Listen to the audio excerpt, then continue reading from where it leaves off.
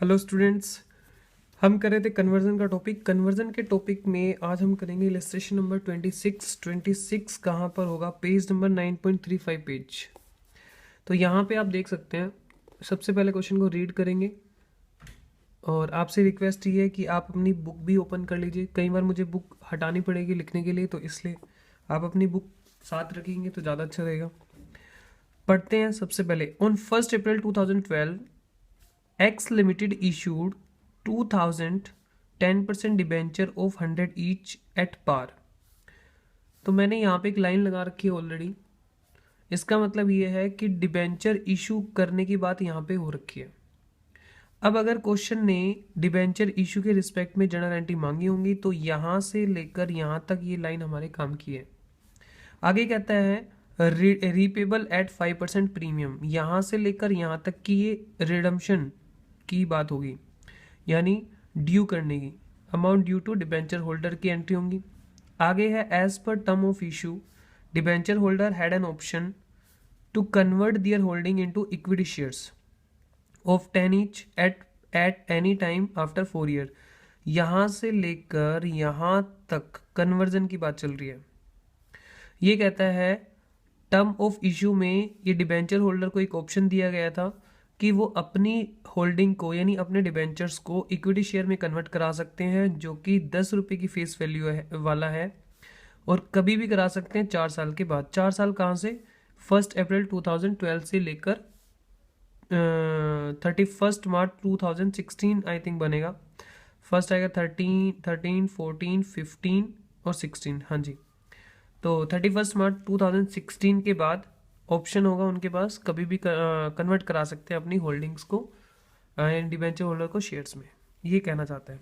आगे कह रहा है ऑन 31 मार्च 2016 यानी after 4 year it holder of 400 debentures exercise the option.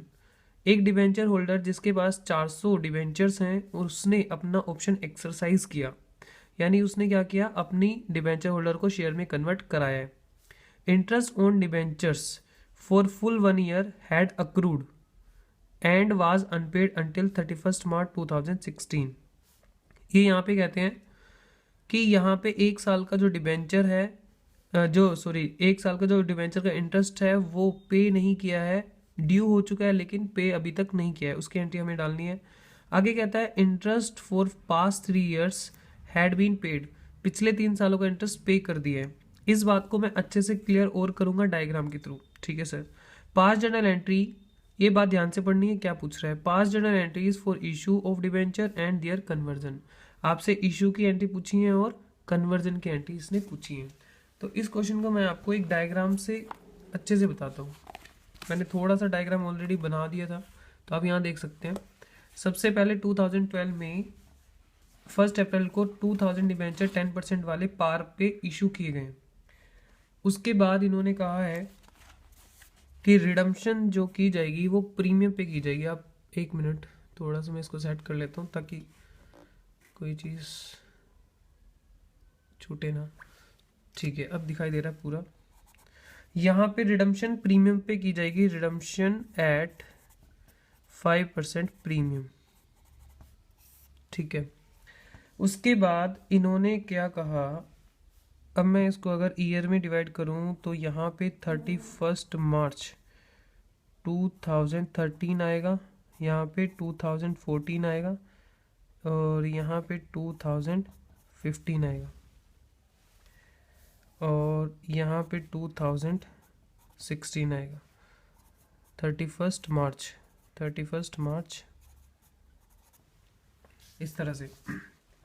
तो इन्होंने ऑप्शन क्या दिया है कि 4 साल के बाद, फर्स्ट ईयर ये है, सेकंड ईयर ये है, थर्ड ईयर ये है और फोर्थ ईयर ये है। यहाँ के बाद यहाँ इस डेट पर ऑप्शन दे रही है कंपनी कि आप अपनी डिबेंचर्स को शेयर में कन्वर्ट करा सकते हैं, ठीक है। कंपनी ने लास्ट में मांगा है कि आप इशू की एंट्री डालिए और कन्वर्जन की एंट्री डाल दीजिए, ठीक है।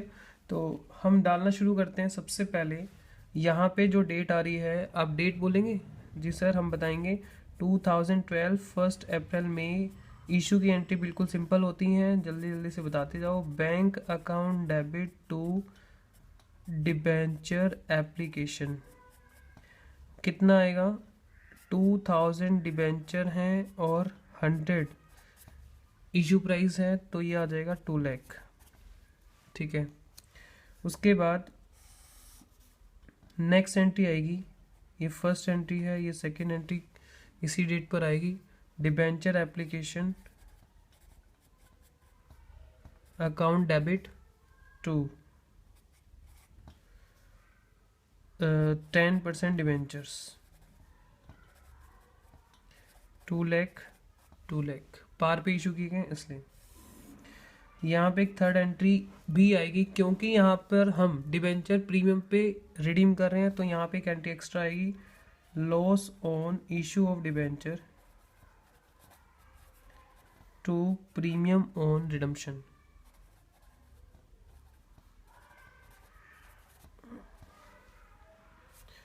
टू लाख की टोटल फेस वैल्यू है, मल्टीप्लाई 5% उसका प्रीमियम हमें देना है, तो ये आ जाएगा 10,000।